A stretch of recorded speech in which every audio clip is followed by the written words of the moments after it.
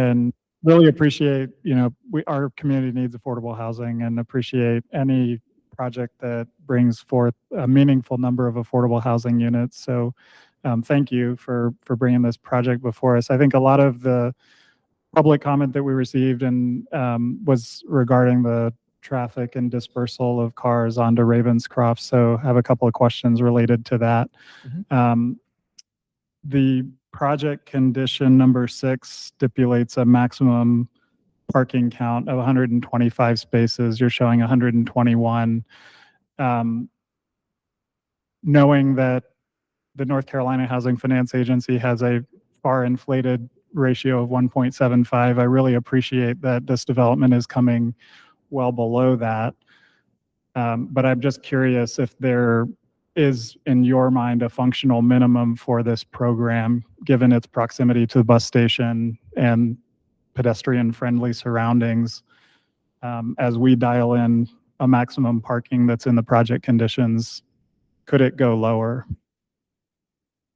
I think that would be possibly up to the ownership team, depending on what their I guess risk for functionality is. I think we try to aim for at least one parking space per one parking space per bedroom, I believe it is. And I think we're currently at 1.59 spaces per dwelling unit. You're well below that, wouldn't you be? I mean, 121 spaces for 203 units. So your bedroom count's probably 300. Yeah, I think that is below one. Yeah. So is that, I guess that's the question, there is no parking minimum in the central business district for Asheville. So we are, with this conditional zoning, establishing that maximum framework. Is 125 that number, is the question.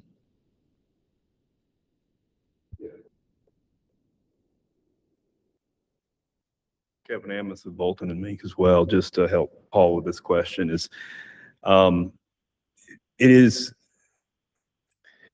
the Housing Finance Committee does require a certain minimum amount of parking spaces, right? But we're asking for a waiver for less. And I think based off of Harmony's experience with this type of model and just where we feel like this is also, they also, we are asking for a waiver to be less than we already are required to be. So we feel like this is a functional number that for this amount of units.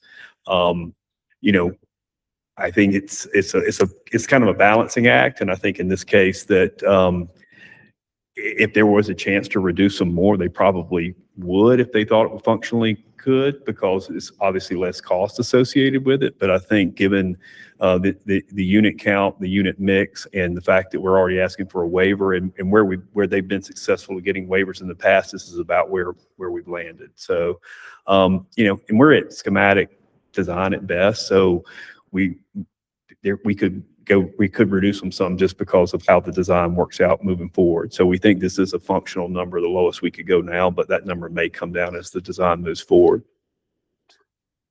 Yes. Sorry to kind of talk here. Please come up to the mic. Yeah. Being recorded. Add to everything they said, there's always a trade-off financially between the units themselves and parking. I would love to build more units and less parking personally, because that's what I'm in it for. But we also have to be considerate of our neighbors. And we've heard from the community that there's a concern with the folks who are currently parking their car there, that we don't want to place an additional burden on them either. So all of this to say, where we've found the most likely number to be is that 125, and we'd like to move forward with it, y'all's permission, and we'll continue to interrogate it. The hope is always to build more units, less parking, but we also have to be practical about it. Thank you. As it relates to the traffic impact analysis that was prepared, we received comment, and as confirmed by reviewing that, it omitted the intersection of Ravenscroft and Hilliard. Could you speak to that? How the scope of the TIA was made? All right. So on the traffic study, our traffic engineer sat down with the city, presented the project, and then the city provided the scope of the intersections to study, along with NCDOT, based off the fact that there's there's roads that have both jurisdictions, the city and the state here. Originally we did not have, I'm not sure who everybody's familiar, the design did change from the beginning when we first submitted. We originally had ingress, egress on Ravenscroft and Sawyer Street. We did not have it on Cox Avenue, but from the feedback that we received during the neighborhood meeting, and just the evolution of the design, along with some other changes in the building facade, especially on Cox Street, where we moved the dumpster, the trash compactor, to a more, you can see more internal to the site. A lot of those changes evolved from when we originally submitted. So a lot of the folks in the neighborhood meeting saw a different point of ingress, egress. That is also what was part of the traffic study. So when we made those revisions, we did revisit that with the traffic department, or, the traffic engineering team here at the city. And so the traffic study was modified, but we did not add new intersections. And so it just wasn't part of the original study, but we did go back and revise the numbers based off of the fact that the trips are going to be coming out in different locations. So the big request was to get less traffic on Ravenscroft, in which we felt like moving and put it more on Cox Avenue, where everyone felt like that's where the capacity was from the neighborhood's perspective. So we felt like we did achieve that in trying to get more of the traffic out. That is not a circulating deck, so all of that one level is going to come out to Cox Avenue. It doesn't really have an option to go to Ravenscroft. So the study was something that we followed what we were given in terms of scope. That's a long answer, but I wanted to give you all that context. No, that's very helpful. Appreciate that. Other questions of the development team? Thank you for that background. That does help a lot. I guess I appreciate now that there's two egresses for the two different, there's an egress for each different level, and so we're going both ways. Was there a reasoning behind 71 unit one going to Ravenscroft and the 50 parking space one going to Cox? I mean, is that an option to flip flop? It's grade related. Okay. Ravenscroft sits about a level up from just, that's where For the the grades ramp. are. So when you don't have a non-circulating ramp, we just try to tie into where the grades really work. So it's just a matter of the design, and also, when we're trying to create units and activity on certain facades, that starts to drive where we can get spaces and not. So it's really more a function of just the grades on the site. Gotcha. Can I jump in? Okay. Thank you so much for this presentation. And it seems like a really exciting and very much needed project. So I have a number of questions. First, can you speak to the technical modification around the 1-story and then the step back? It seems like that's grade related, but can you explain why you're asking for that and why it's designed this way? This is where I wish I had the architect with us today. What would be, let me see if I can answer that. Again, this is Kevin, if I need to clarify who's speaking, but the step back above the first level, and Will, you can jump in here if I'm misrepresenting the ordinance, but the step back is to try to reduce kind of that straight up building that's so, as it gets taller, right? And in this case, I think that we are providing some step back, but it's also the fact that it is a fairly, unique footprint in terms of the parcel. And so in order to actually get an efficient building, which efficiency is really important, obviously, in affordable housing, we already have really small units. And so to kind of fit that footprint in there, that's where that modification is coming in from. So it's really more of a functional building issue to make sure that we can meet the requirements of the design and not lose very valuable units to us, but still meeting the intent of having some step back. Mm-hmm. Does that answer your question? Yeah, I think so. I mean, it seems on the other slide that on one side of the building where there's the townhomes and those are 2 stories. So you've got a 2-story step back there. Yeah. And then on the other side, you have one, and that seems grade related, but Yeah, and the also on the Sawyer Street side, there's just the opportunity just in how the building lays out. Again, we felt like, you're balancing a lot on a parcel like this that has a lot of topography challenges. We're also trying to activate the streets that need to be activated. You're also trying to make sure you get an efficient building to have the unit count. So I think that design there was a place that we could step down. We certainly didn't want that 2-story elevation on Cox Street, but on Sawyer Street, that opportunity presented itself. So I think in this case, it's just that narrow portion. If you step back that full amount, then you're really impacting your ability to I just want to achieve a usable footprint. sorry, Jay Margaret. I just wanted to make sure I'm understanding you correctly. Are you saying that would this project be possible if we enforce the 2-story step back? I'm not an architect, so I don't want to say definitively, but it does make it more challenging if you have if you have that amount of a step back in order. It all depends on the parcel, and there's always a way. But yeah, on a typical building, you're about 75 foot wide. On a normal kind of market rate multifamily building, 75 feet.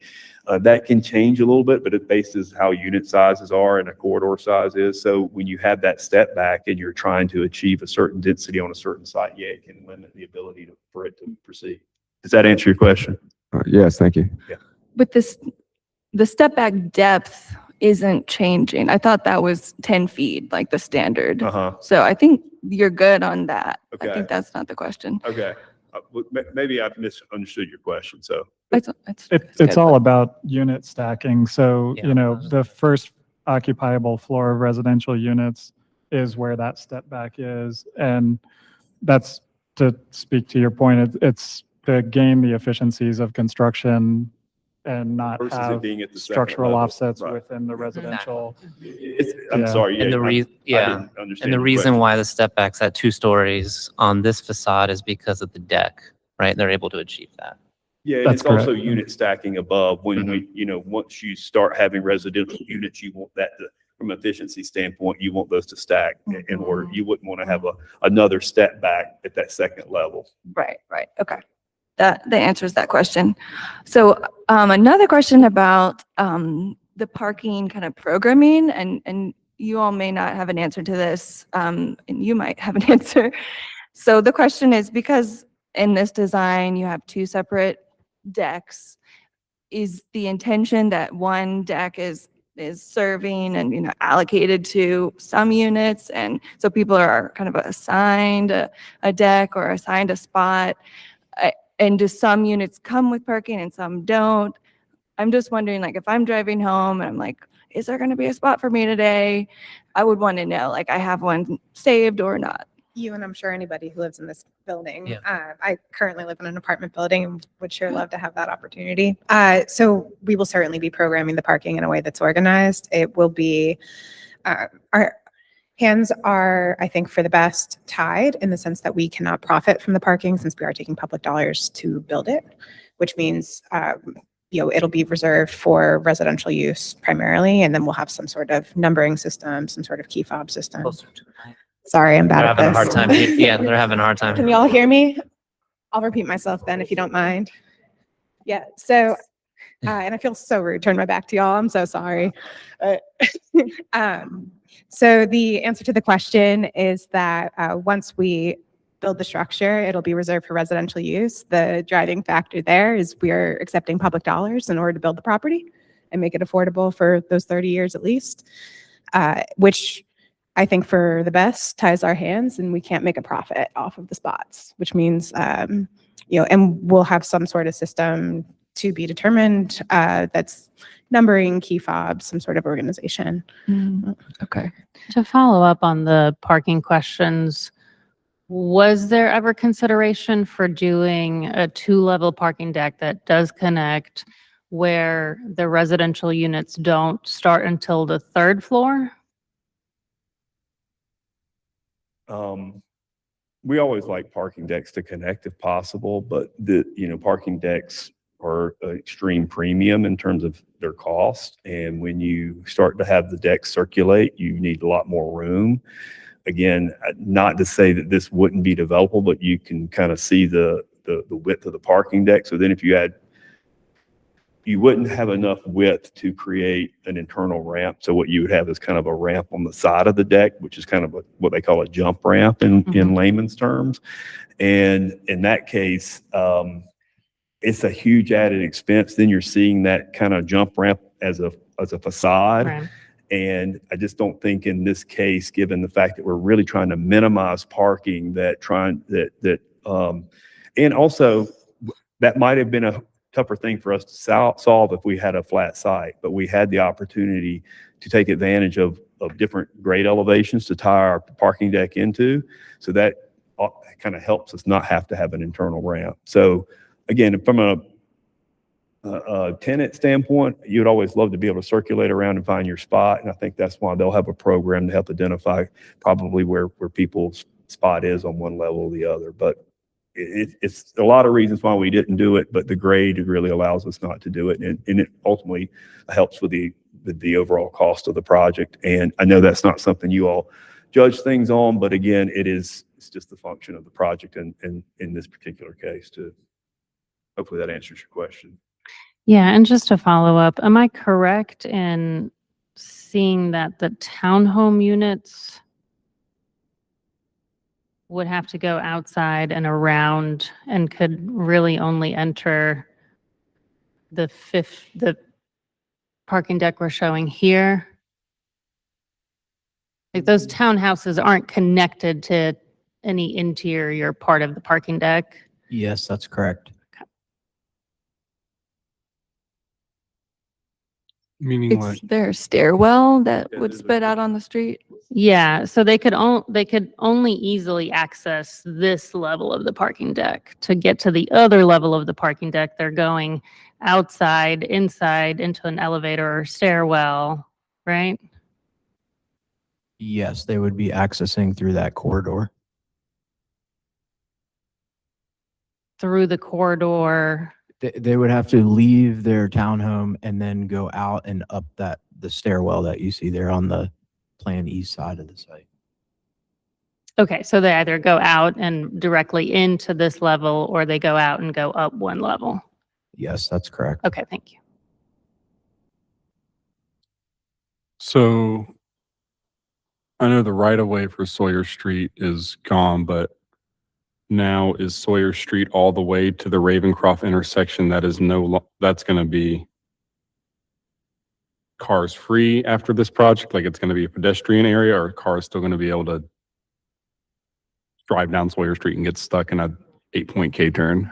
So cars will be able to drive down Sawyer Street and then proceed to north through the one-way alley out to Ashton Street. Okay, so let me catch up here. Is that, So we're still leaving that alley. Oh, okay, I see, right there. is that dedicated right away, the alley? It will be? Yeah, I believe it's like an unopened right of way, which means there hasn't been One any way out, improvements he to said. it. He said two. So Fs. this So it's project- currently right away? Yes, the And it's alley going to be is- improved? Yes. Okay. And in the TRC comments from city transportation, it has to meet city standards for an alley. Yes, we understand that. Just to add to that, when the right of way was abandoned on Sawyer Street from Cox, so Sawyer Street right of way continues from the alley back. So that right of way is staying in place. That was not abandoned. We were really trying to balance driveway entrances and site circulation, both for pedestrian and vehicles, and really trying to focus on the pedestrian. But to your point, we looked at a lot of configurations, and once Sawyer Street remains open, you really end up with a dead end alley condition, which we were very skeptical operationally, safety. It just creates a lot of issues both for the tenants and the public because it's got to remain as a public right of way. So that's when we went and really focused on taking that existing right of way and working with the city for an acceptable cross section that would let it maintain let it remain as a one-way right-of-way so circulation could continue out. There is an ability to turn around, but we really want people to Sure. circulate out. So that alley is going to be left open for the tenants to get, well, that Yes. does relieve a lot of my fears, because if you don't want to take a right on Ash Ravencroft and deal with all the Hilliard stuff, you can 100%. sneak back over to Cox, another Well, route of relief. We wanted to maintain that circulation and best. And functionally for the trash The trash removal, truck right? is 'Cause gonna the trash back in truck's there gonna and then get the go straight. compactor and then head out the alley. The fire does not need it for egress, but it is designed so their trucks could go through it. We've worked out where they need fire lanes and fire access, but so it's not needed for that, but it will serve that in trash trucks and other service vehicles. Right. And while But- we're, go ahead. Just my point being, like, tenants from that second level getting on Ravencroft could really only be on there for like 30 feet till they're snaking back over. We feel To like we're taking Cox. a lot of pressure off Ravenscroft by Sure. maintaining the alley. and appreciate it. creating the access on Cox Avenue. To add on to that though, because coming out onto Ravenscroft, you have to make a left onto Ravenscroft and then a left onto Sawyer and then a right onto that alley and then, a left. Did you guys explore like a Woolnerf idea on Sawyer to Cox? Yes. I mean, Sorry, for everybody else in the room who may not know what that is, a Woolnerf is it's a Dutch term, but it's basically the idea of mixing pedestrian and vehicular in a scenario. So it's kind of like Wall Street in Asheville, it's like that cobble road and it's got that pedestrian feel. So having that pedestrian plaza space under there also allow vehicles to pass through in a traffic calmed kind of way. You're looking at me really strange. Thank you for explaining what that word meant. No, I think, Jason, that's something we did explore, and I'm a big fan of the Warner style and the European influence there. One thing we heard in our public engagement is sort of the fear of cars blowing through there and, trying to create a pedestrian space coupled with vehicular traffic. So that's sort of how we arrived at this solution.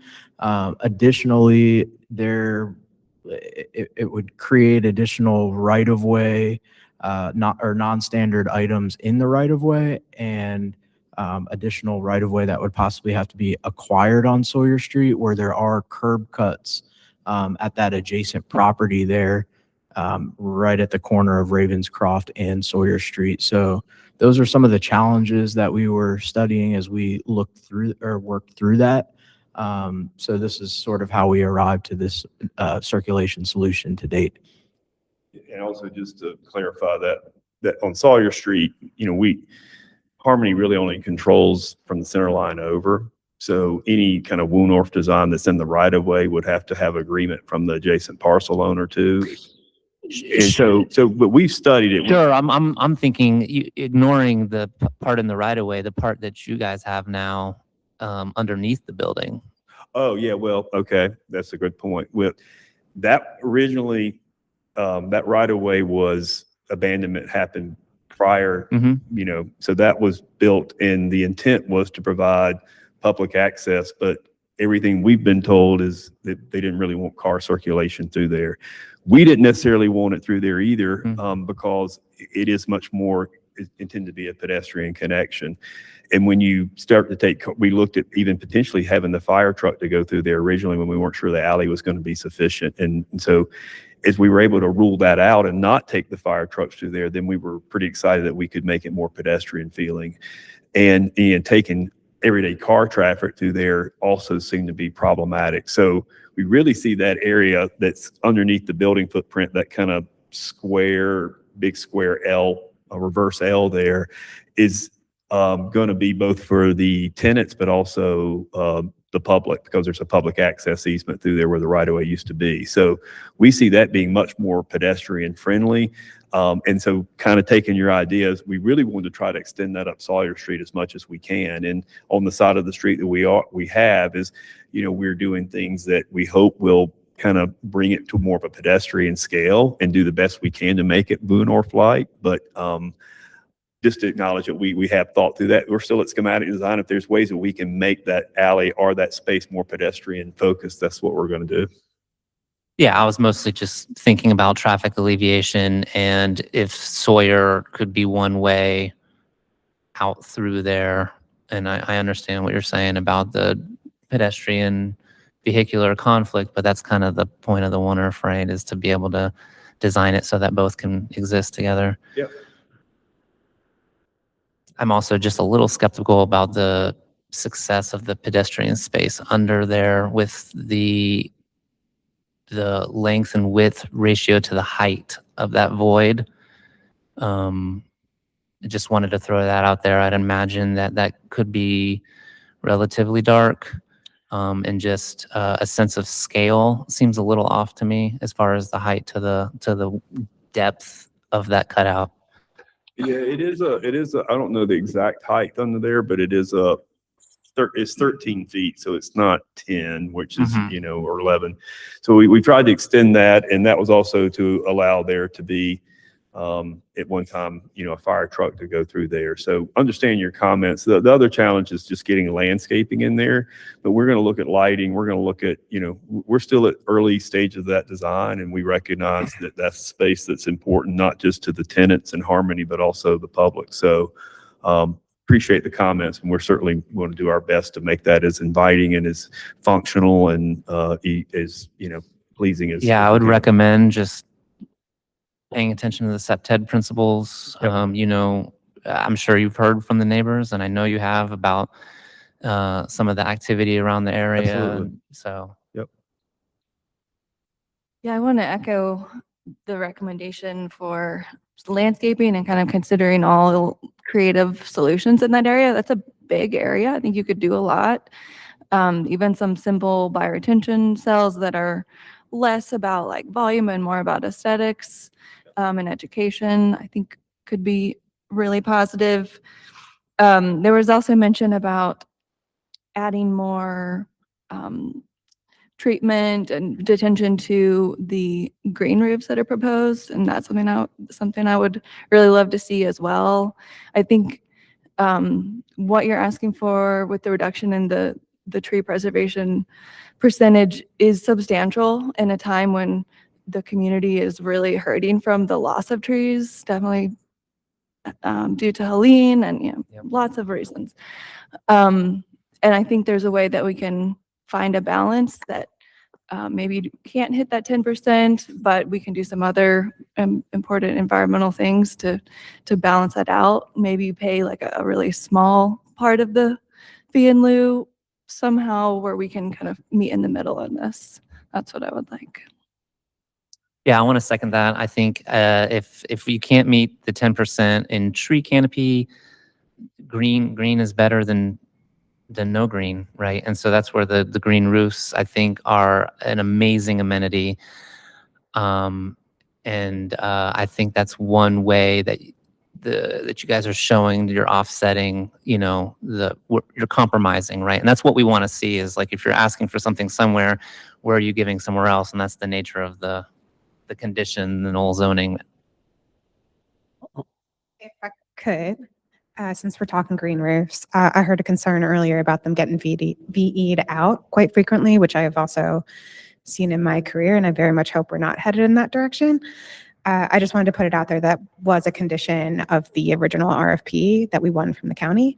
So we would never be in a position to unilaterally make that decision if it's any peace of mind. I appreciate you saying that. Thank you, Ms. Williams, and to springboard off what y'all said. And so you're saying you would not be opposed if this board put that into a condition?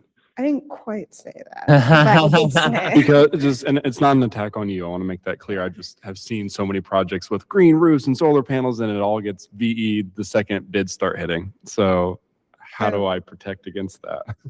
Well, the protection that's currently in place is that, so I personally in Harmony as an organization totally agrees. Green is better than no green. No argument. The issue is we are using these public dollars, and it's difficult to prioritize some of those things over others, right? Like, what do you cut when you have to cut? And we try very hard to avoid those scenarios. So the restraints that are currently in place is Harmony could not unilaterally decide to remove it. And I would hope that the Planning Commission is comfortable with that. For the Sorry, sole can you say that reason- one more time again, just so I can hear? Sorry. The current restraints in place per the RFP are that Harmony could not unilaterally decide to remove the green roof. The solar panels are also on that list. I believe the dog park is on that list. And there's probably one or two other things, but I would have to check my notes. So I would hope that the Planning Commission is comfortable with that restraint for the sole reason that if and when we often find ourselves in these VE predicaments due to the lack of public funding for affordable housing, I typically don't have 3 or 4 months to solve the issue. I can promise we will be communicative, but if we needed to come back through a formal process, it might be a significant challenge for the deal. So I appreciate that. Thank you for that kind of commitment or offer to sort of take that as the intent of the project. When you say it wouldn't be Harmony Housing that could unilaterally remove those things, what you're saying is it would be a county, Buncombe County decision to relieve those expectations that were in the RFP. We are contractually obligated to consult with the county and get their rubber stamp gold star in order to make that specific change to the plan. To that end, this might be an opportune time to talk about that intersection of Ravenscroft and Hilliard. Yeah, I did notice that, well, a number of the public comments that we received, expressed concern about the safety of the Ravenscroft and Hilliard intersection, which I understand was not part of the scope, as you mentioned, as required by the city. One thing I think, in particular that was raised about that intersection is the line of sight, especially sort of on the northwest corner. There's a very tall, retaining wall. And I believe that parcel is actually owned by Buncombe County.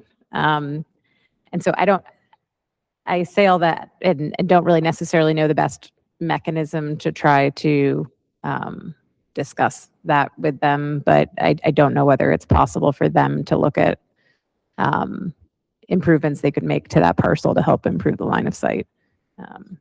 Yeah, so I'm just gonna add to that. I would argue that it is not a retaining wall. It's a freestanding wall. Yeah, you could see that the Yeah. dirt doesn't go all the So way it's a up the side and freestanding drop in. wall, and just my assessment of it, I believe that it could easily be removed.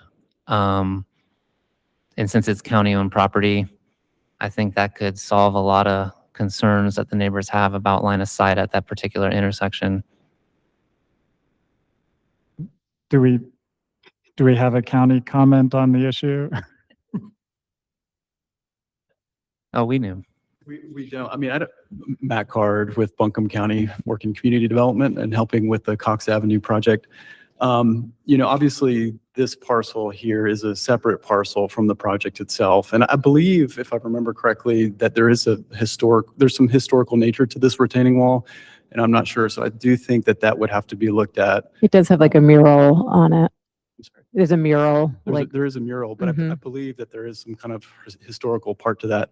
I mean, that's something that the county can look at, but I don't think that's something that we could, necessarily agree to tonight. Mhm. Thank you. Yeah, I guess kind of the broader point is, there are some things that are not going to be or are not currently proposed as conditions within the city zoning approval that are part of the development agreement with the county. But what we are being asked to accept is a traffic condition that at present day, has some line of sight issues. So it's just sort of if there is an opportunity for a holistic conversation, I think it's one worth having, and it may be between the city and the county, not necessarily between Harmony Housing and the city. Understood. Chair, how do we ensure that conversation continues? I just want to emphasize that I am a pretty confident driver, and I hesitate to make a left at that intersection from Ravenscroft onto Hilliard. I would hesitate to make that left. I was going to add to, I don't know, again, I don't know the best way to ensure that this conversation continues, but I think it's worth the city potentially looking at whether it makes sense for Ravenscroft to be one way going north. Whether and to avoid that scenario altogether. I think. One or the other. I think there's, Yeah. multiple ways to look at it. Would it be acceptable just to at least commit to evaluating that and bringing those, that information back to staff to say, I mean, sounds like if there's no historical reason or other reason that the wall would need to remain, I'm sure the county would be open to discuss, looking at that. But as Matt said, they just don't know the details of it. So I think it's the best we can do is commit to evaluating it and bringing it back to, to see if it's an option. I think that's fair. And as we talked about when Mr. Palmquist was presenting, there's customarily a TIA condition and conditional zoning. So perhaps, and I defer to the city staff's work with you all to kind of craft that, but maybe if we added something that says, as part of the city traffic engineer and DOT's acceptance of the TIA, a conversation around Ravenscroft and particularly the intersection at Hilliard. Would it be adding that intersection to the TIA study scope or looking at removing the wall? Because those are kind of two separate things. Yeah, I don't know that we have the answers, and I hesitate to say that's a condition because that could result in months delay of updating the TIA, and I don't think that's the intent. But Investigating like the safety improvements, visibility, and that could be something the city I think engineer could Part of the final plug TRC into- review, could the city engineer commit to looking into the safety of that intersection? I think the city could certainly commit to working with the applicant or the county in this case to evaluate improvements to that intersection as part of that final review or just separately from the final review. Okay. That's fair. That I would be comfortable with that. I think that helps with avoiding a lengthy delay to, the decision is important, just given the overall schedule and to get to the NCHEA financing, et cetera. So, Right. we want to try to not aggressively push it forward, but we want to try to resolve issues in a way that we can maintain our schedule, but not necessarily, say we're not going to address the issue as well. Understood. I got two more. Yeah. You mentioned interest in the Green Enterprise program, something like that, and that you're exploring LID for that lower area that doesn't have anything shown on it.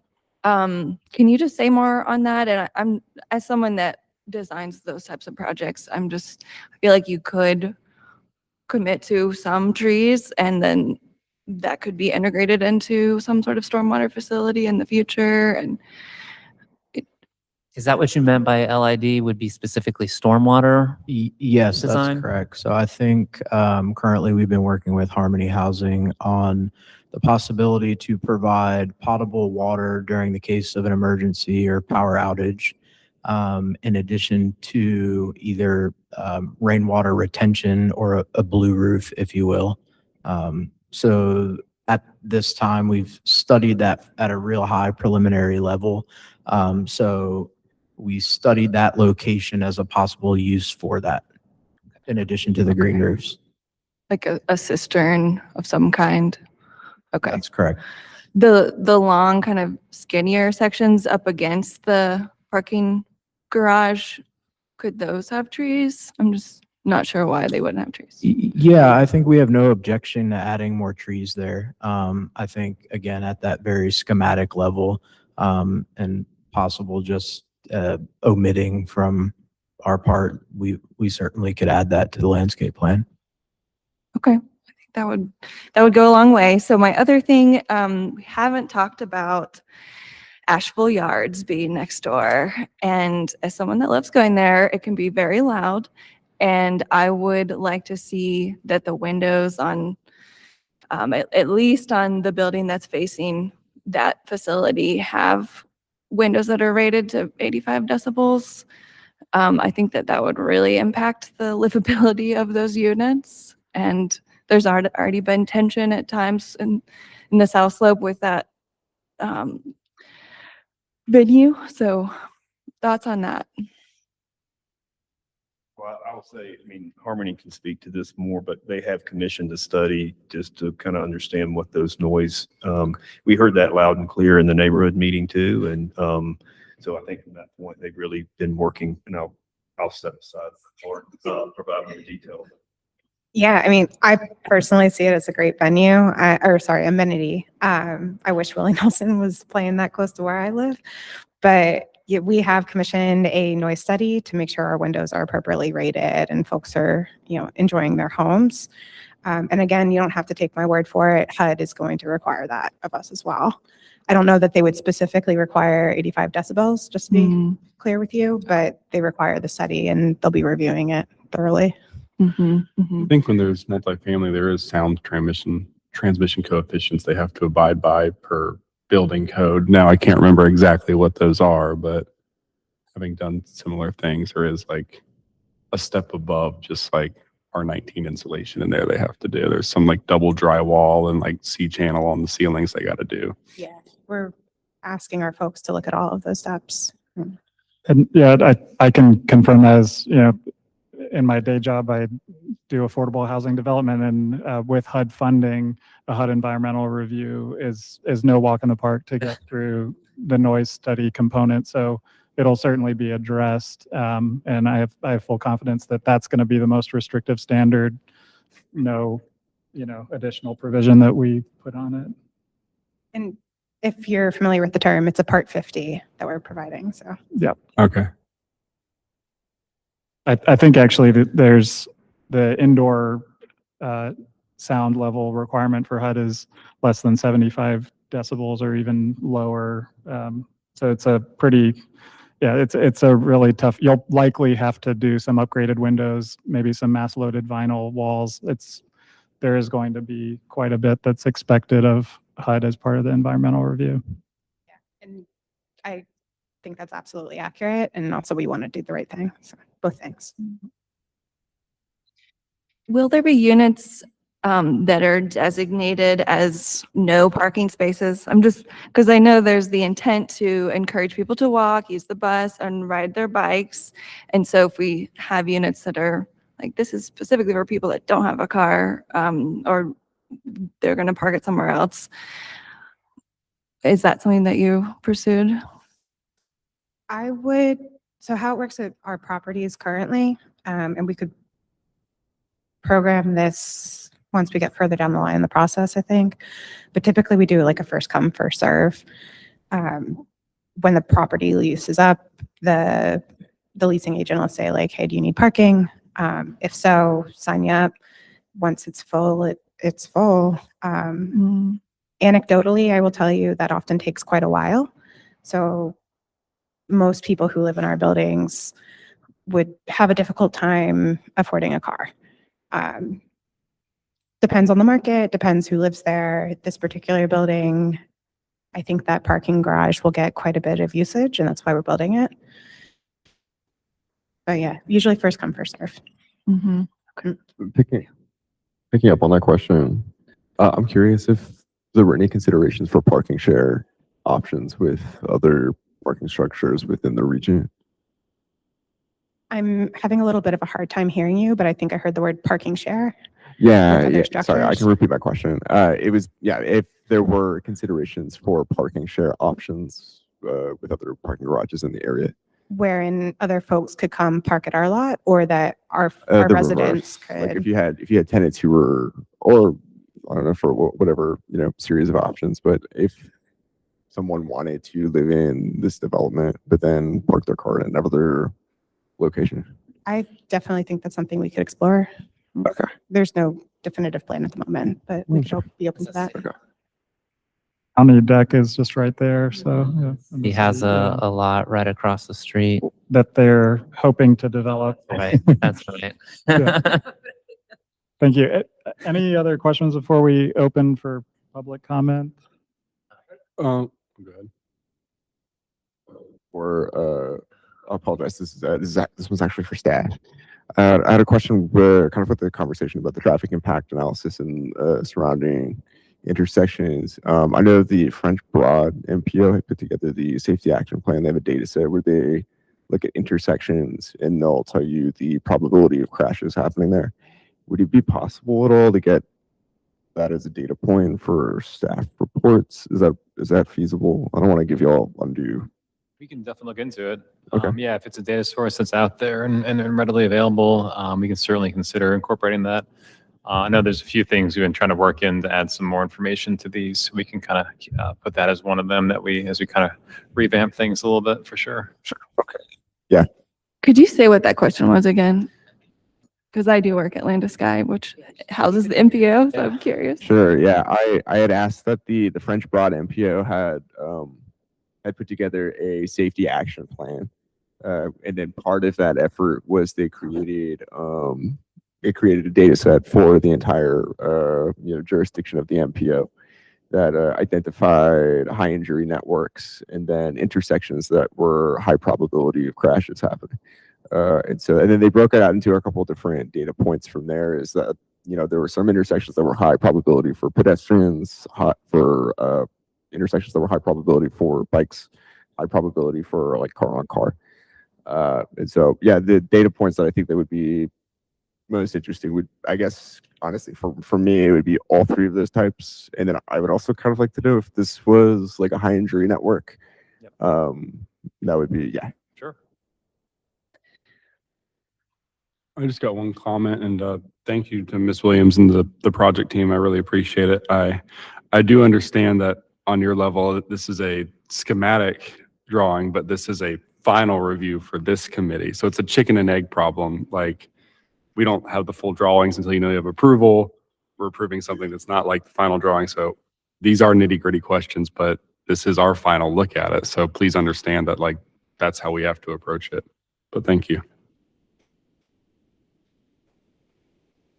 I'll just say we appreciate that. And Bolton and Mink hasn't done a conditional zoning in Asheville, and we've done work here in the past, but I just want to say it's been a great experience because from Will and staff and just the collaboration and really the input from the neighborhood meeting. I made a joke that in the neighborhood meeting, we heard a lot of comments, but we also, pretty much everyone that had a comment said, we really love the project and we need more affordable housing. So I think that says a lot about the community. And just, again, it's been a great process. We do a lot of rezonings in a lot of places, and I think it's been a great process, and so we appreciate that as well. Did you want to say something? I would just echo the same thing I said earlier. I'm from Philadelphia. I am not accustomed to folks being so supportive of affordable housing, and it has been a breath of fresh air. And I'm very grateful for the experience so far.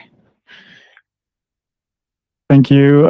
Appreciate your lengthy engagement in addressing some of the questions and comments of this commission. We will open for public comment at 6:49. So again, the way this will work is if you'd like to speak, come up. You have 3 minutes if you're speaking on behalf of yourself, 10 minutes if you're reflecting a collective group who we will ask to identify themselves in the room, and try to keep your comments specific and help inform the discussion without being overly repetitive. That would be great. So if anybody would like to speak, please approach the mic and introduce yourself. Hello, good evening. I'm Kira Kavanaugh. I'm a resident of the neighborhood. I live at Hilliard and Cox, and I cross the Ravenswood or the Ravenscroft Hilliard intersection every day. I am the one who organized public comment for the neighborhood. I'm not sure what the official representation rules are. I know.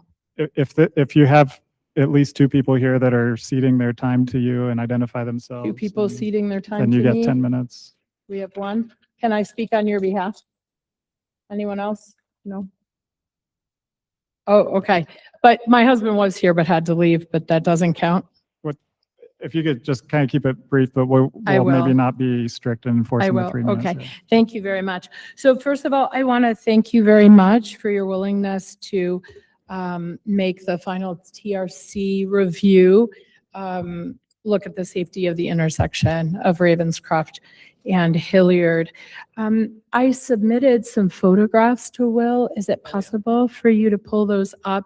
I thought it would be beneficial for you to be able to see some of the photographs of the site itself.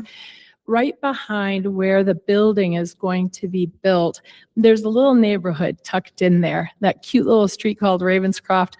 There aren't driveways for, there's at least one house that doesn't have a driveway. So beyond the intersection of Ravenscroft and Hilliard that didn't get included in the TIA, even though there are 71 cars that are exiting, we would ask that, thank you. Okay, thanks. We would ask that you postpone or I don't really know how it works, maybe make another condition to actually review Ravenscroft itself. It isn't just the intersection that's an issue. So if you look at the pictures here, you can see we're missing a sidewalk on an entire side of Ravenscroft.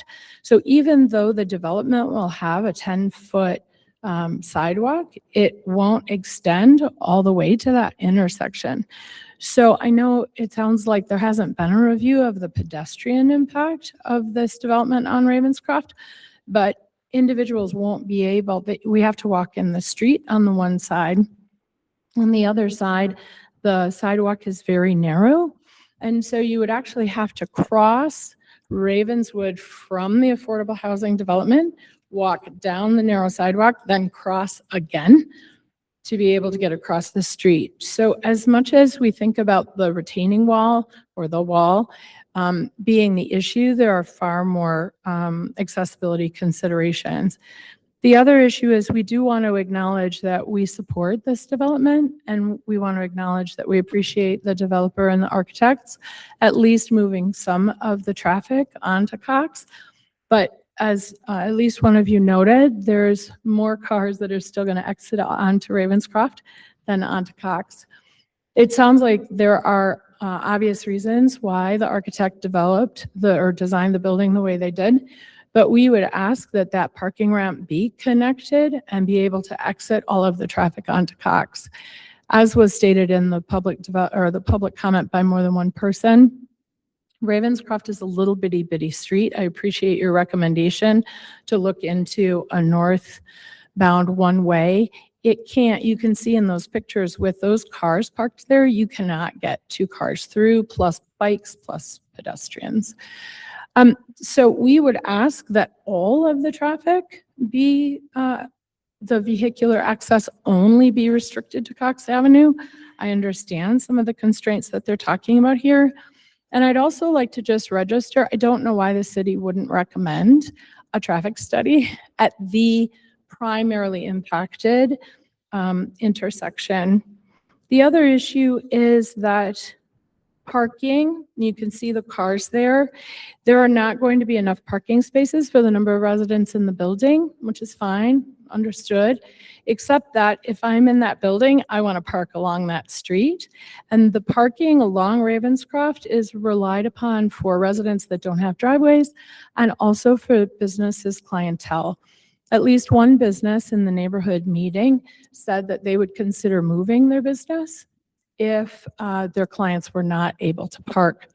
I know a representative from the developer had said that there's currently a standing lot that supports 100 cars, but there is access onto Cox, and it's far easier to access that 100 spaces in the surface lot, and most of those cars are not leaving through Ravenscroft.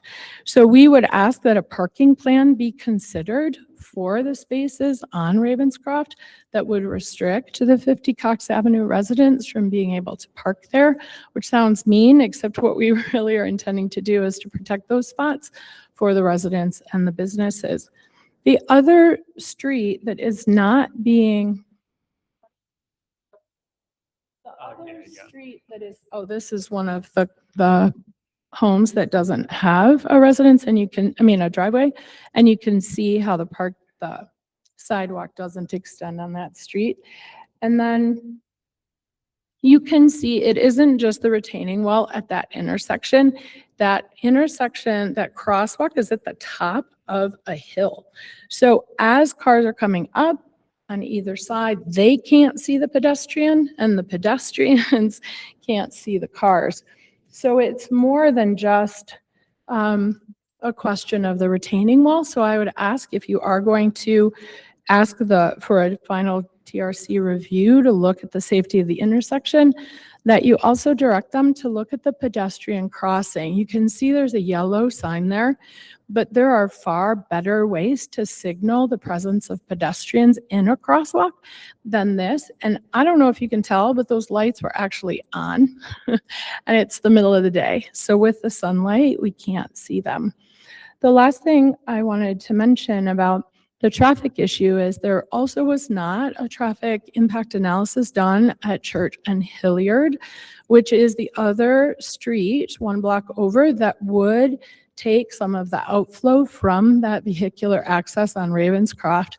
You can see that the crosswalks aren't well marked. You can see there's also blocked visibility from a wall there, and that's Church Street. So on Sundays, depending on when the traffic analysis would be done, which it wasn't, you've got all kinds of cars exiting church, the 3 churches on Church Street.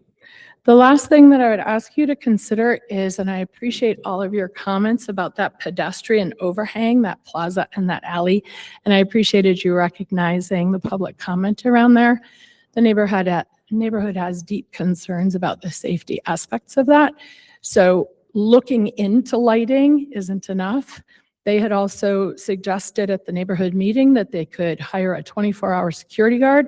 I don't see how a $60,000 a year paid security guard is afforded from an affordable housing building. So I would ask that as a condition that the Asheville Police Department or some interesting ways of designing the plaza would be part of your approval process. So the last thing, just to reinforce, we are deeply concerned about the traffic exiting on those cars, exiting from the building onto Ravenscroft. And it certainly seems to us like there are other ways that the building could be designed to respect and appreciate that neighborhood behind. Thank you so much for your comments. I appreciate it, or your listening. Thanks. Thank you. Anyone else wish to speak? Going.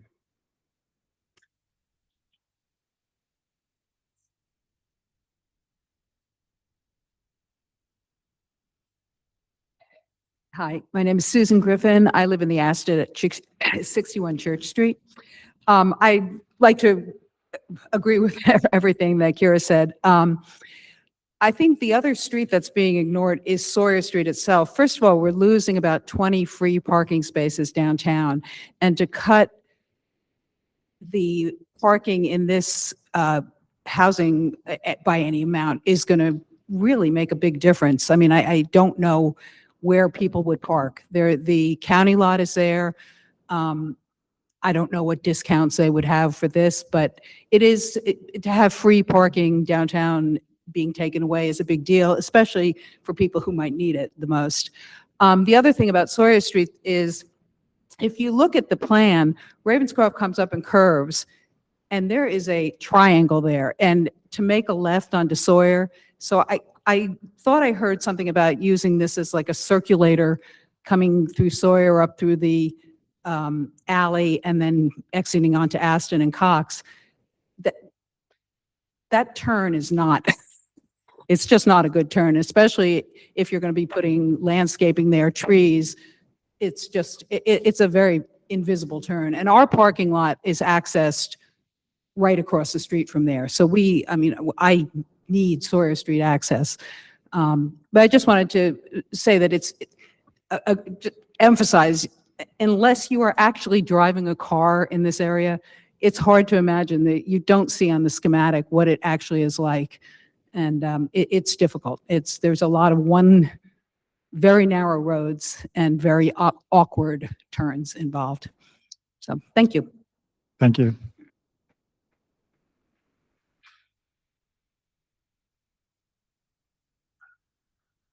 Good day, everybody. My name is Bill Carpenter, and I live in the Aspen as well.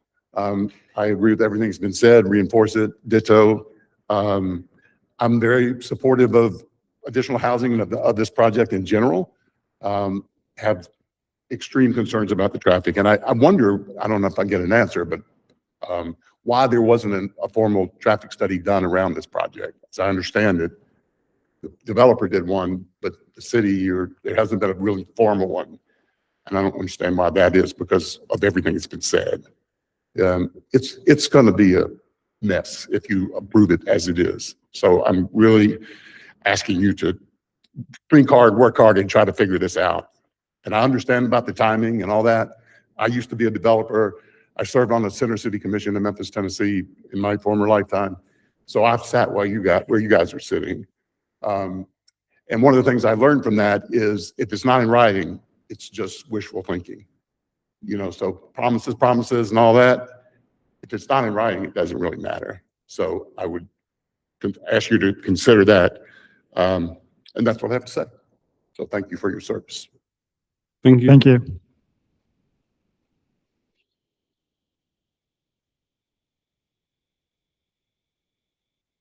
Hi, my name is Christiana Krondyke. I am at 100 Cox Avenue. I live in the same building as Kira, and I'm a full-time resident, but I'm new to the area, and I walk this all the time. So again, I just want to reiterate what everyone's been saying, that Ravenscroft and Hilliard is a tough intersection for a pedestrian just to walk. And with 71 cars coming from that second floor parking lot, I think it'd be pretty challenging. And then I also wanted to talk about, obviously I don't have tons of opinion or sway, I suppose, with this, but the whole losing of the canopy. I took the survey for improving tree coverage down in Asheville.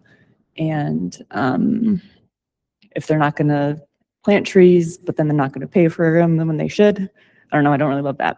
So anyways, that's everything. Thanks. Thank you. Would anyone else care to speak for public comment on this item? Seeing none, we will close the public comment at 7:03. I guess to clarify just one issue that we heard during public comment about why is there not a real traffic study for this. Maybe this city could speak to kind of the typical requirement and, the TIA that was provided is kind of the customary tool that the city uses, correct?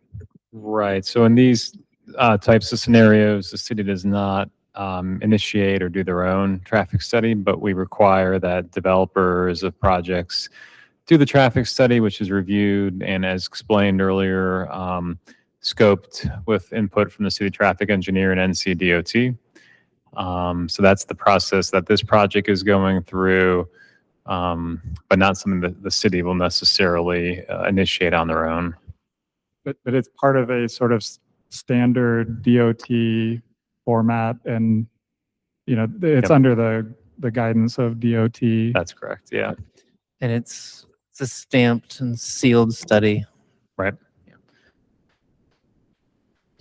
Other kind of, I guess, would love to hear some thoughts from the commission on potential additional conditions or anything that we'd like to ask of the developer to make as a formal commitment.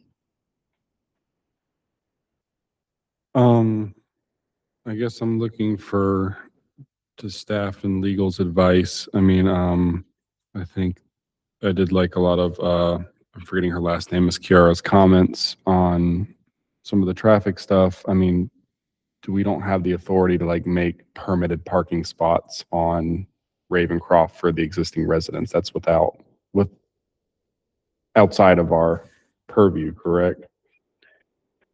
You understand what I'm asking?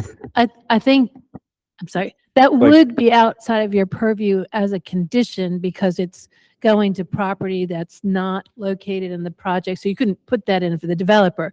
You can do recommendations, as you often do, to say that you'd like city staff to city traffic staff to consider that. There are certain narrow streets, I was thinking of that are resident-only parking. I know up near the Whole Foods up in North Asheville, there are little streets there that were being impacted by the traffic. And so the city did decide to do resident-only parking, but they have a process. The Transportation Traffic Department has a process for granting those kinds of requests. So if they know about this comment and you recommend that they look at that, then you could do that. Because I guess, my gut feeling is, I think it's a wonderful project as far as what development teams put together for the affordable housing and some of the infrastructure and pedestrian flow, but the switching Ravencroft to a one-way street and protecting that residents' parking, I'd like to figure out a way to incorporate that somehow. I'd like to hear from the other commissioners if No, I they wanna agree with push on you. that.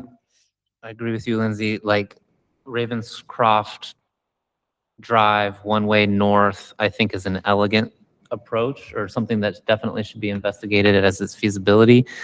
I think that in and of itself would help preserve some of the roadside for the residents, just because of the nature of the difficulty of residents of this building finding those spaces on getting to their building.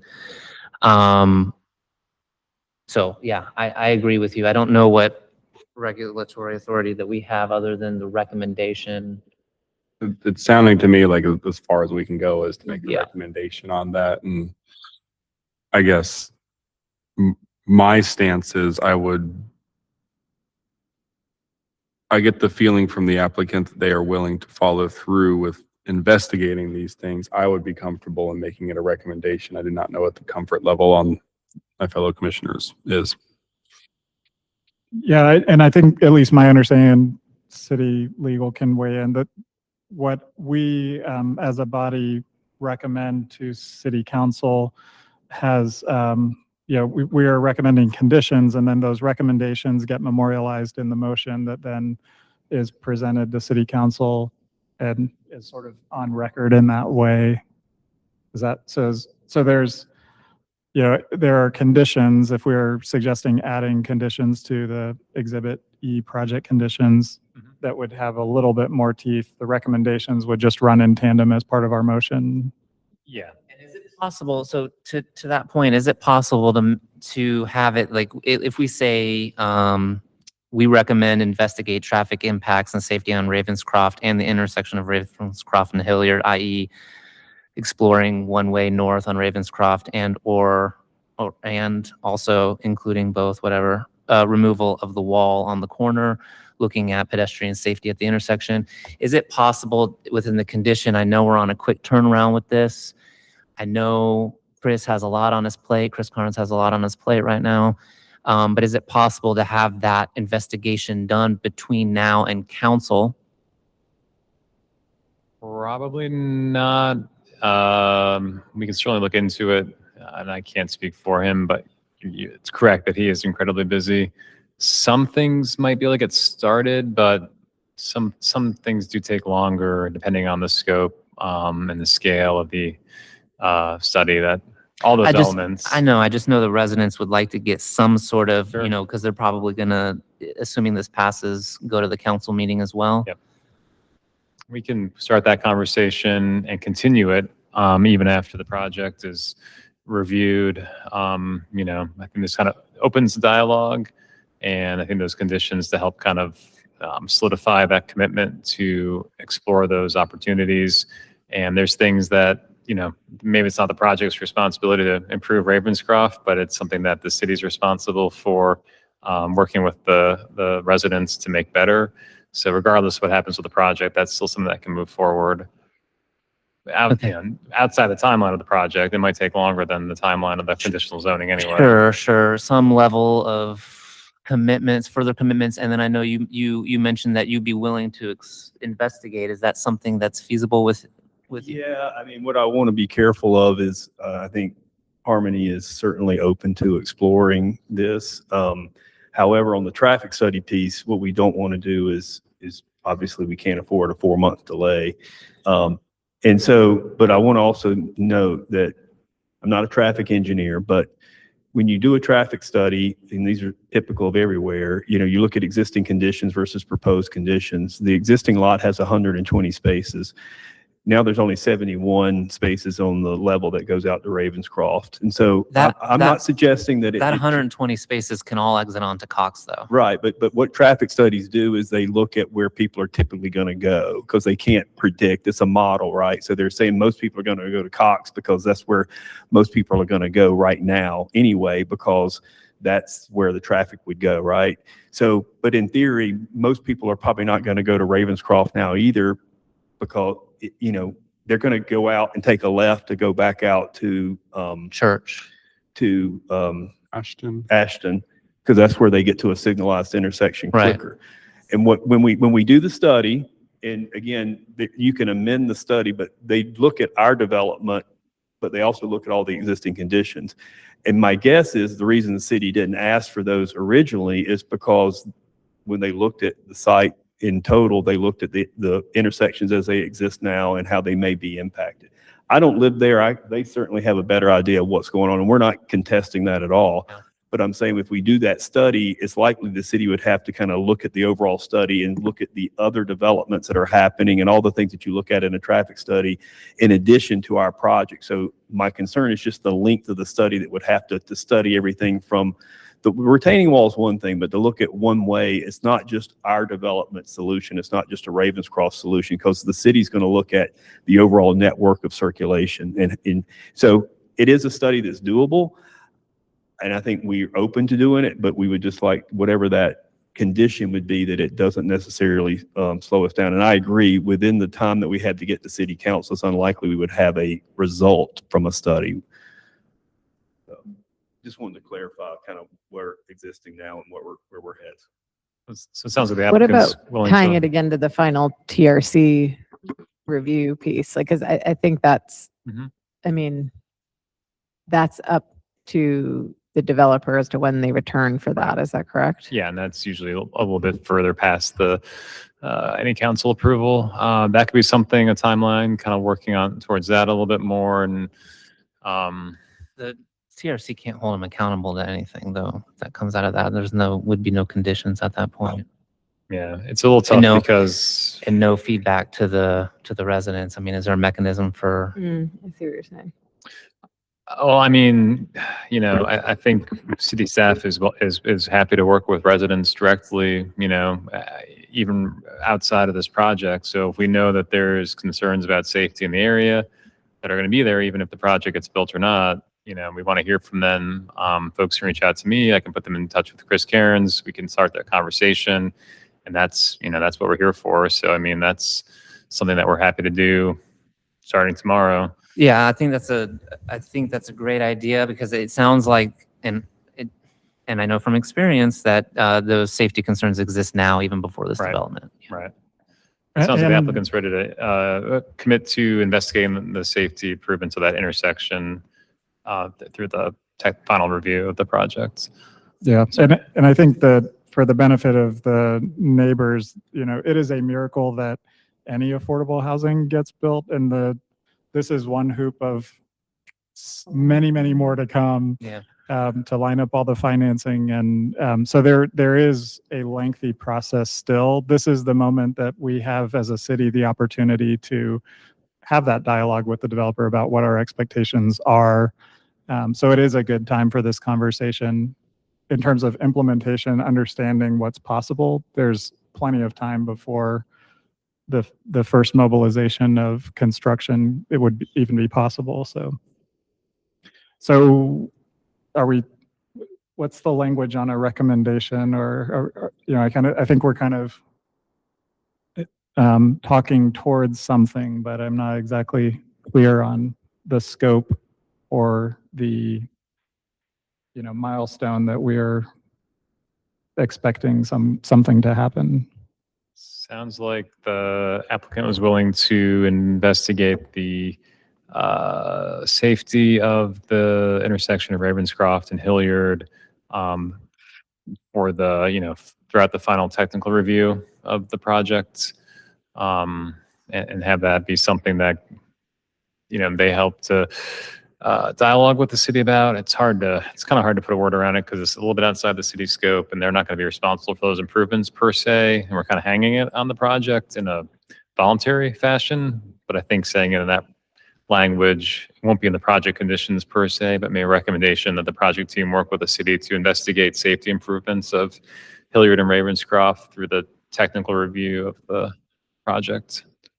Is the city's Cox Avenue pedestrian improvements, complete streets project, does that have any, bleed to surrounding areas, or is it very No, it's confined just to focused Cox on Avenue? Cox Okay. Ave. Yeah.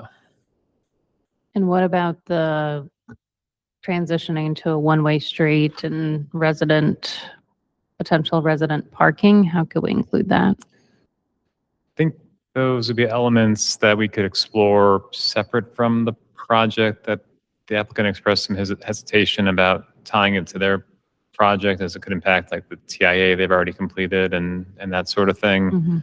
That'd be something that I would just ask the community to reach out to me directly. W. Palmquist at ashevillennc.gov, put you in touch with C. Cairns at ashevillennc.gov and start that conversation. And we can do that, first thing tomorrow. So I think that's probably the better avenue for those types of conversations. But a recommendation, again, it's not the same as a condition, but the recommendation gets council's attention. And I'm Yeah. sure that the neighbors are going to be saying the same thing at council. So if it passes tonight, it would go on to council. So it just might prompt council to say, yes, transportation staff, take a look at that. I believe it was Commissioner Cycle who was kind of going through this and kind of hit on some wording that might be right for that type of recommendation, which was a general looking at improvements to the safety and protection of Ravenscroft, and then providing some examples of what those kind of things could be, like you just mentioned, would probably get you there.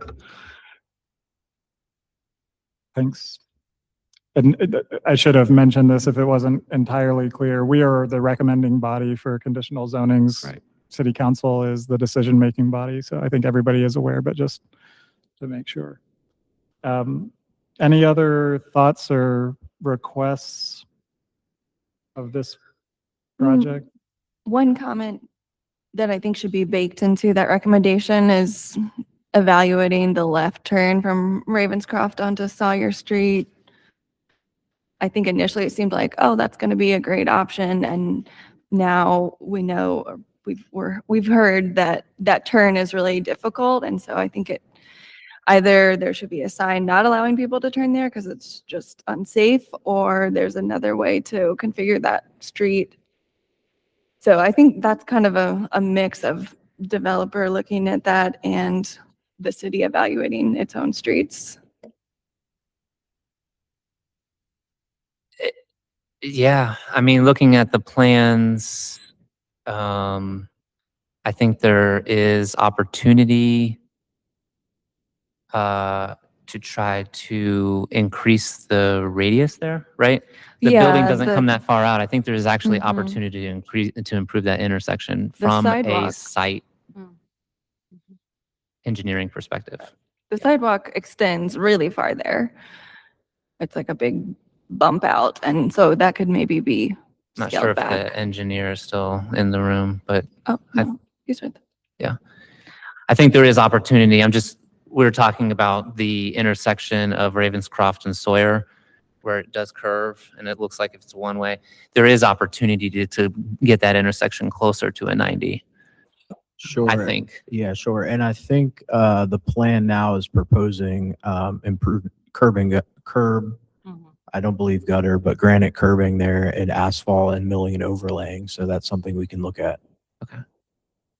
Or I believe the ownership team would be willing to look at.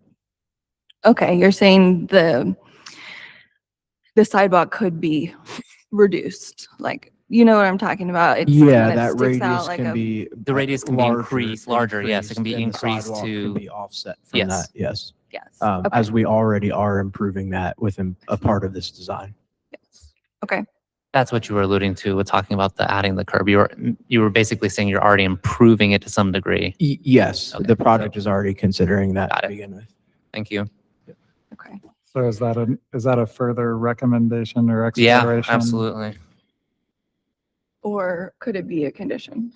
Right, I was going to ask for clarity. Are Do we we saying know? now no conditions and all recommendations or some No, of this not- condition? Not I necessarily. guess, we want the condition to be precise. And so if we know precisely what we're asking for, then, and we have a willing applicant and a willing city, then we can make it a condition. Otherwise, I think if it takes, some massaging with the design I team, think it it may does. be more exploration. So can we have a condition to explore all the intersections along Ravenscroft and the safety?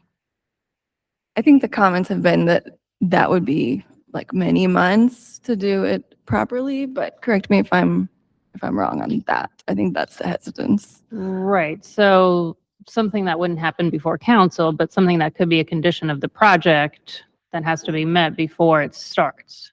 For final TRC. Right, before final TRC. I think it sounds to me like the bump out at the Sawyer Street intersection feels like it's something that could be addressed by the developer, whereas the safety assessments and amenities as part of the right of way on Ravenscroft is within the city's purview rather than the developer to some degree. Like the city has control over how to create those concerns. So it feels to me like the Sawyer Street bump out thing could be a condition, but the other pieces would be a recommendation. I agree that it could be a condition. I'd be hesitant to put on the development team and the engineers a specific condition, just as a designer myself, like Yeah, and giving them some wiggle room. I agree with you. Could it be a condition as long as it, I think it's an odd curb line, right? But I think it was there in an existing condition, just given how that whole network went and probably trying to prevent people from taking a right on Ravenscroft, right? Sure. And so I think, as part of, I think it's fine for us to agree to have that conversation with Department of, the City of Asheville and the Transportation Department, but there may be a reason, again, it may be that, well, we don't want, it is still a two-way, and that is another way to prevent traffic from going on Sawyer Street. There won't be a lot of it going, I guess, in that direction, but it's another way to prevent people from taking a right on the Ravenscroft. It's kind of like the pork chop or on a right in, right out, so you aren't preventing. Well, people right from- now, there would be no way for anyone to take them a right. Well, you do have a little bit of a turnaround, but there's not That's what I any say, it wasn't- traffic. Yeah, it's not much. I'm just saying, Yeah. we're gonna, as Paul said, they're already improving that curb line. So there would be no reason we would have to not do it. But to your point, if there's some other reason that. the Right. I don't traffic want to hem engineers- you in if Yeah, there's another reason. right, Yeah. Right. You got the language on that one, Commissioner Cycle? Well, I mean, if someone wants it to be a condition, I'm willing to No, I'm good to with, entertain that. yeah, I'm Okay. fine with But as of right now, my language is somewhere in the lines of investigate traffic impacts to multimodal safety on Ravenscroft and the intersection of Ravenscroft and Hilliard, i.e. exploring Ravenscroft to a one-way north and or removing of the wall on the southwest corner. In addition, including, I'm sorry? I think it's the northwest corner, isn't it?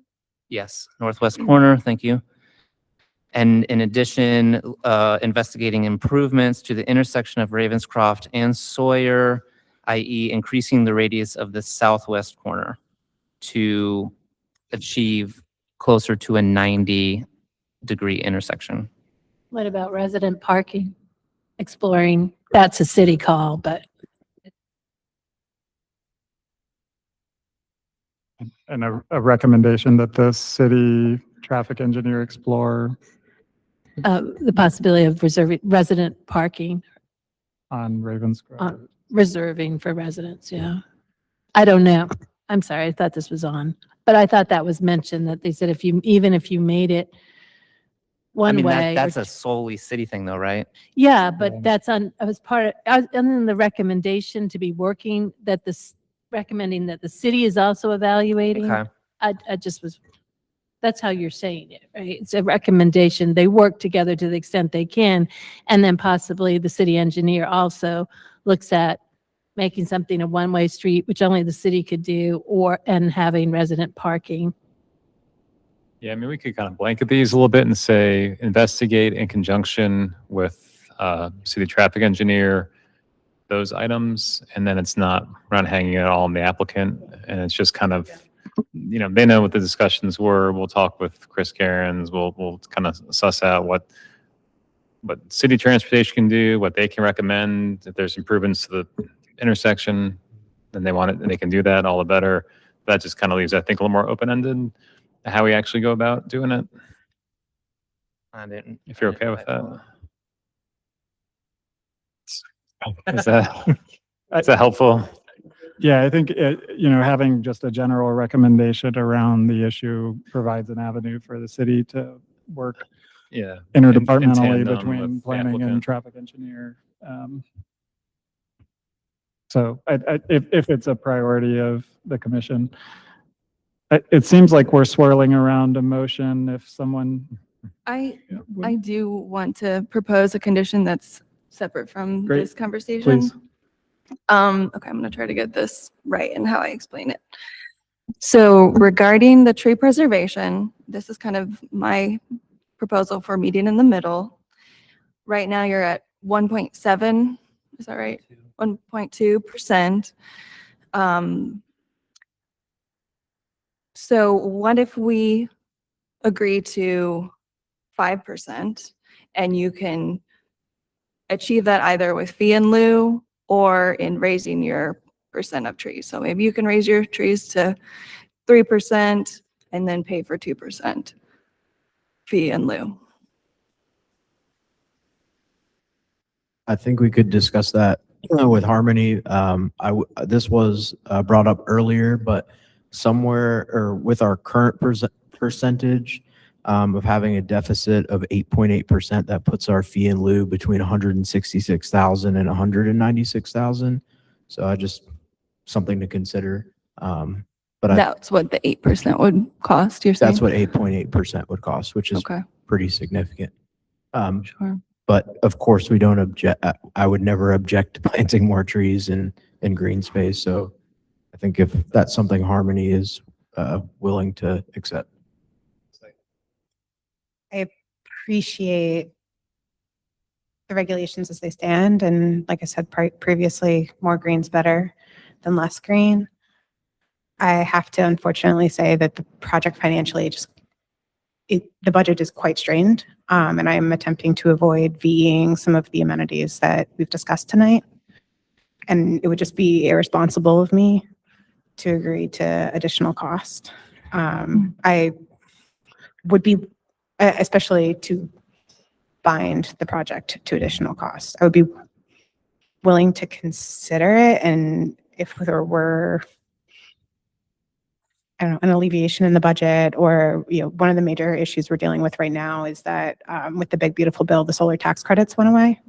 So that's a $500,000 hole in my budget from what was originally planned. It's just not something I could agree to. I'm sorry. Yeah. Okay. Yeah, so just piggybacking on that, well, I'll go ahead. Sorry. Well, okay. My one follow-up is, could you raise your tree percentage some? Like, could you agree to 2 or 3 and Or maybe not a specific number, but could you plant? I know you're looking at that one area for the blue roof and the potable water, but it does look like there is some space where maybe you could explore some trees. Yeah, on the parking I facade. do reasonably think we could get somewhere between 2 and 4%. Okay.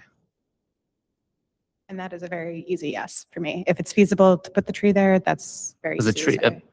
The tree's cheap in comparison to the fee. Yeah. Exactly. Yeah. And I think it's also that we want to try to balance the other programmatic needs that are a part of that.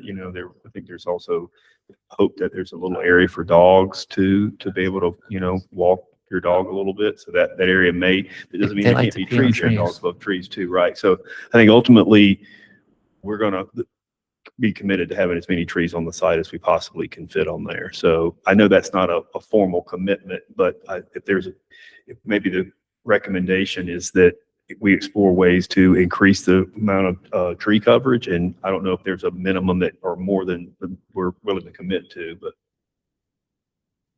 As far as a number, I think I'd be a little hard pressed to come up with one, but And put them in the plans tonight, right? Just put them right there. yeah, certainly can agree to investigate maximizing tree coverage. Is there a way we could commit to a number after you gave me 24 hours to evaluate it?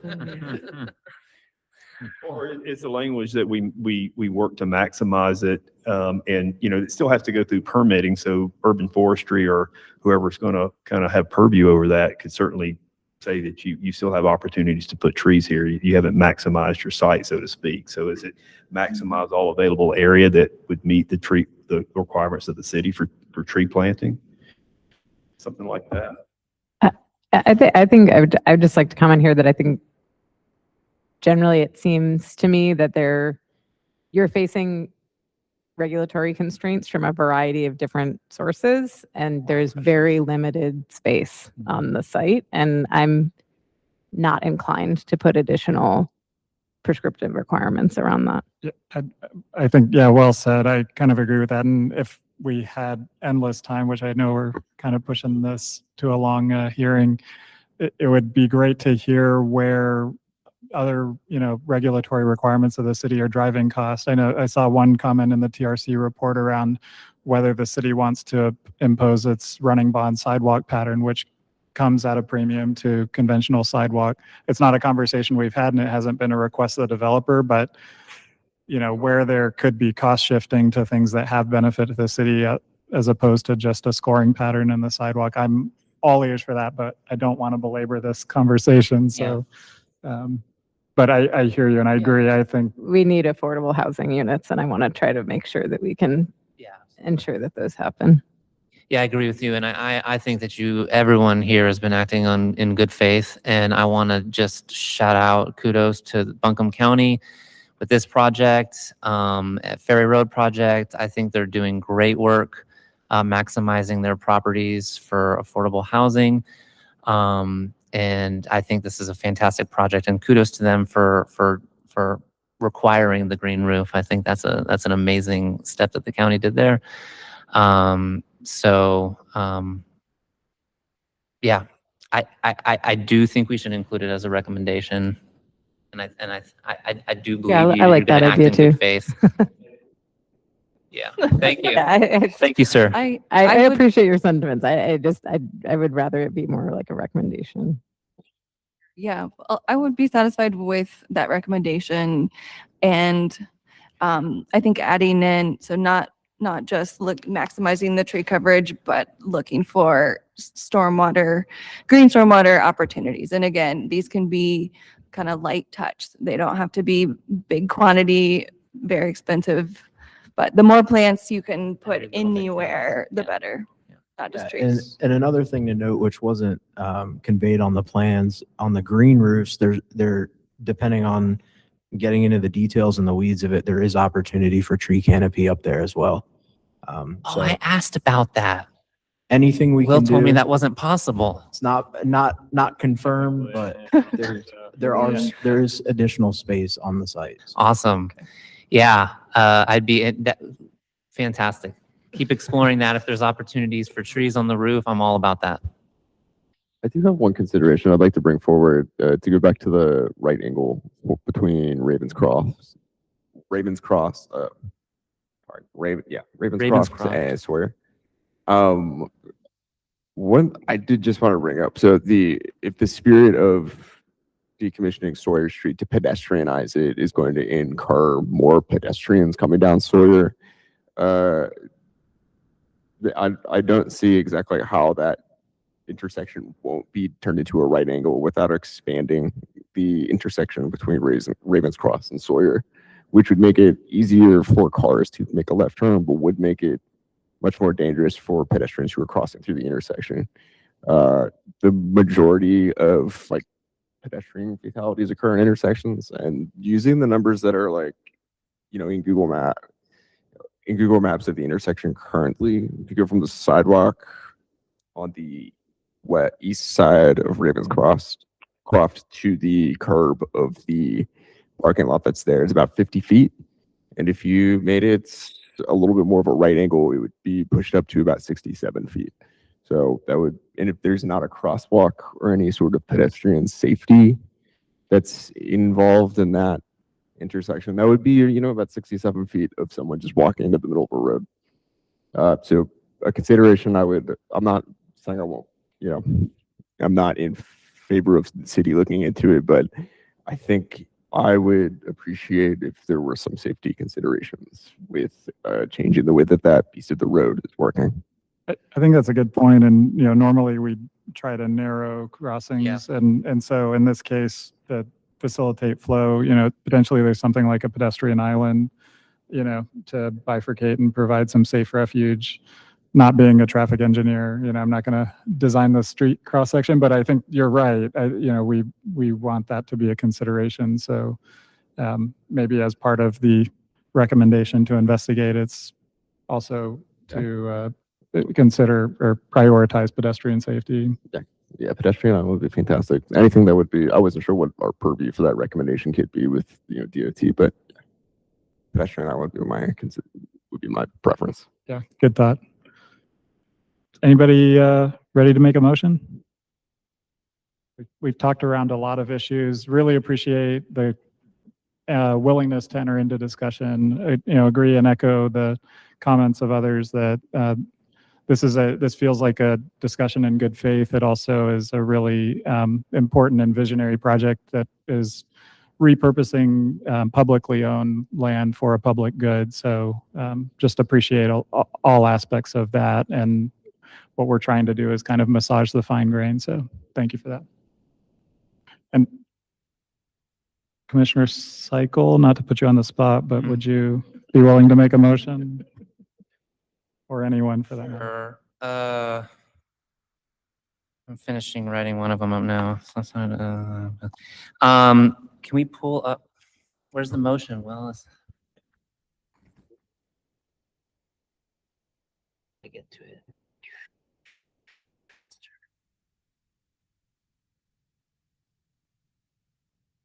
Is this the right one? Yeah. Okay.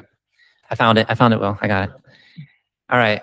So I move to recommend approval of the conditional zoning request for the properties located at 50 Cox Avenue from Central Business District CBD to Central Business Expansion Conditional Zone CBD Expansion CZ, and find that the request is reasonable, is in the public interest, is consistent with the city's comprehensive plan, and meets the development needs of the community in that the request, 1, provides infill development in targeted growth areas, 2, incentivizes redevelopment, especially mixed-use development that contains housing within identified transit supportive centers, and 3, increases the supply of housing, including affordable housing in proximity to schools, transit, and parks, with the recommendations to investigate with the client, to work with the city of Asheville, to investigate traffic impacts on multimodal safety on Ravencroft and the intersection of Ravenscroft and Hilliard, i.e. Ravenscroft, looking into possibly Ravenscroft to a one-way north only, and or removal of the wall on the northwest corner of the intersection of Ravenscroft and Hilliard, for the city engineer, traffic engineer, to explore resident-only parking on Ravenscroft, and to look at improvements to the intersection of Ravenscroft and Sawyer. Additionally, recommend maximizing tree canopy, including exploring looking at adding trees to the south side of the building. With the addition, as we explore Ravenscroft and Sawyer, of a consideration of pedestrian safety with intersection modifications. Yes. Thank you. We have a motion. Do I have a second? I'll second that. Is there any further discussion? We have a motion and a second. All those in favor, please say aye. Aye. Any opposed? The motion passes unanimously. Best of luck. Thank you for your endurance of this lengthy discussion.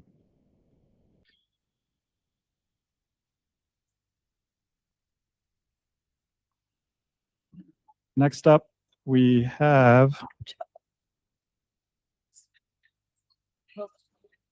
on our agenda, a legislative public hearing, request to amend the conditional zoning for the property located at 30 Buchanan Place for purposes of amending project conditions. The property's pins identified on the agenda. Property owner is City of Asheville. The applicant contact is Mr. Dustin Clemens, and planner coordinating review is Will Palmquist. Mr. Palmquist. Good evening, Commission. Will Palmquist with Planning and Urban Design. I'll be presenting this conditional zoning amendment request for the property at McCormick Field, which is at 30 Buchanan Place. This is the site of the Asheville Taurus. It's already zoned institutional CZ from a prior rezoning in 2023. I received an amendment to the conditional zoning exactly 6 months ago to add an additional technical modification. And it's before you this evening to request another technical modification to standards in the Unified Development Ordinance. So here you can see the site in the between kind of downtown and the South Slope area of Asheville, and then the aerial imagery of the kind of former configuration. It's currently under construction now for the improvements. Here's the zoning of institutional conditional zone. And here's the, I think, most up-to-date site plan showing the existing grandstands and the improvements of things to like the pavilion area, the team store located here, clubhouse and locker room space, outdoor seating areas in the north section. So the conditional zoning originally came to you all back in 2023, I believe, purpose of which was to receive technical modifications to development standards, things like setbacks and buffers. That was approved, and then the project came back for one additional conditional zoning amendment for one more technical modification for the height of lighting fixtures for the playing field in October of 2025. It is before you for one last and final technical modification to development standards, this one regarding signage, specifically the number of signs and the maximum square footage. This was not in the original conditional zoning, so we are referring really back to the institutional district for guidance about the max signage, which is relatively limited compared to other districts in the city. So this request would allow for 3 signs total, where 2 is typically the limit, as well as a total square footage of 292 square feet, where 120 square feet is typically the limit. And there are 3 different signs. I'll walk through them a little bit here. It's a little hard to see on here. I might just link to the sign package and walk through it for clarity. Here you can see a rendering of the entryway to the fields. You can see kind of as you approach, there's a mural, kind of 2 separate areas of this mural on the ramp. The areas with the logo, the A, and then the word Asheville Baseball is considered signage because it's branding.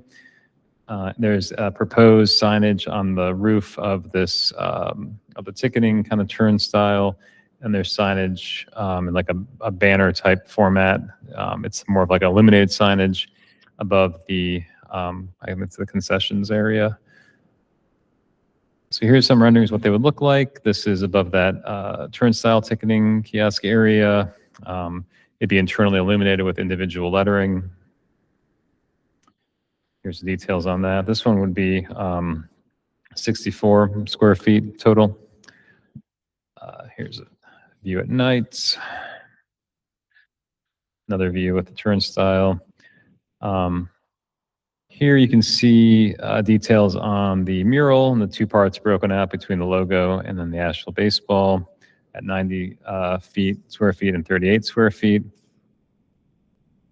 Another rendering of how that would look. And then finally, the sign above the grandstand area That would be 100 square feet, which is just measured around the letters. I think it's proposed to be an internally illuminated like box or cabinet, essentially. So those are the signs that are being proposed.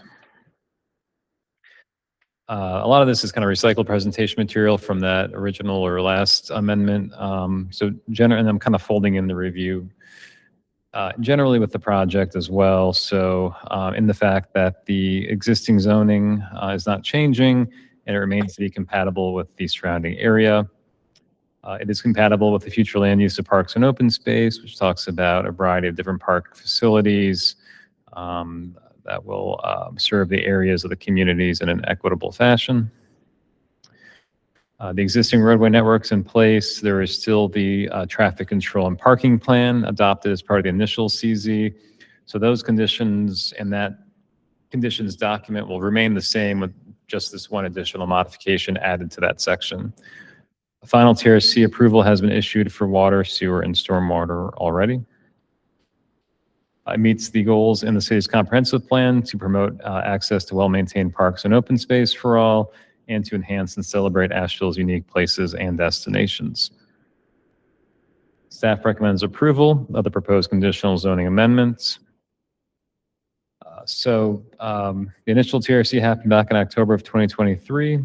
Is before you this evening for a tentative council date of April 14th. And then following that would be when the applicants would be submitting and looking for their building permit approvals and for the signage.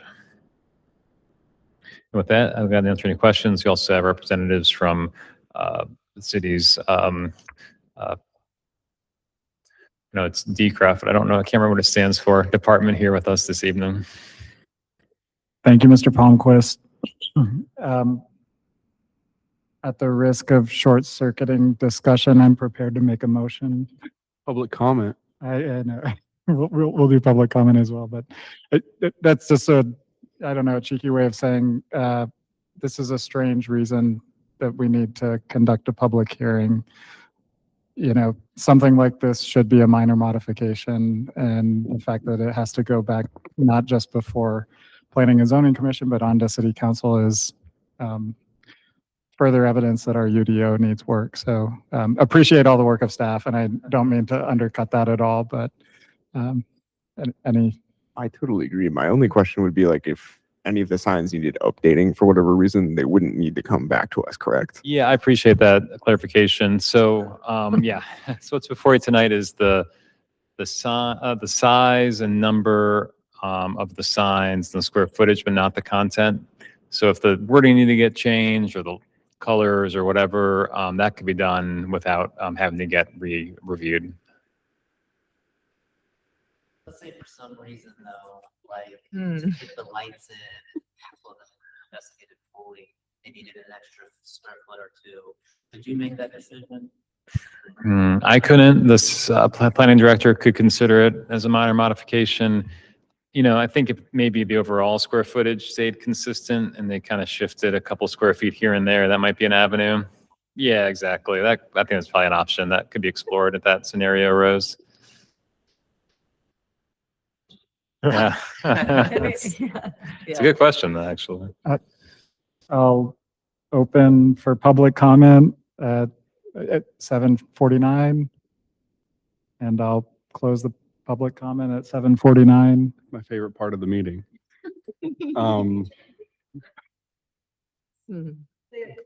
Applicant like to say anything or?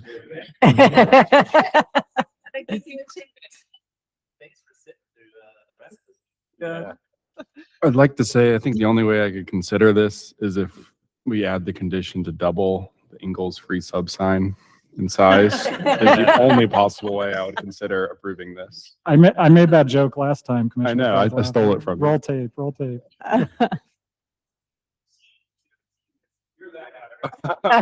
Exactly.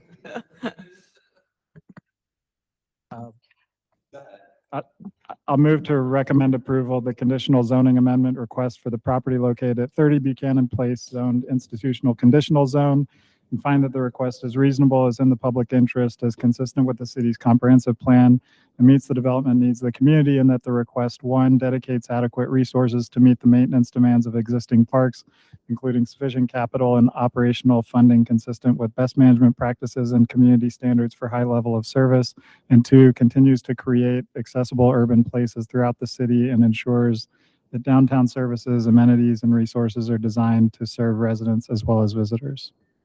Seconded. Have a motion and 2 seconds. All those in favor say aye. Aye. Opposed? Motion passes unanimously. I hope to not see you guys back here again. When is opening day?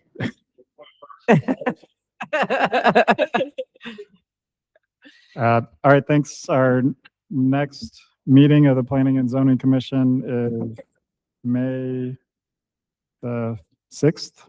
Yes. We'll see you back here then. Meeting adjourned. Chair, I do have a short discussion /